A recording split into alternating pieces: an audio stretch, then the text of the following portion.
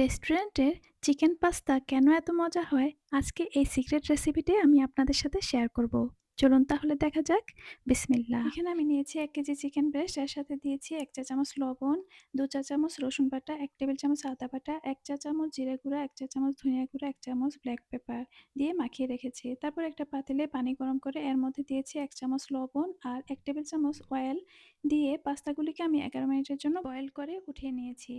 তারপর কড়াইয়ে তেল দিয়ে চিকেনগুলিকে আমি ভেজে উঠিয়ে নিয়েছি। সাথে দিয়েছি 1 চা চামচ অরিগেনো।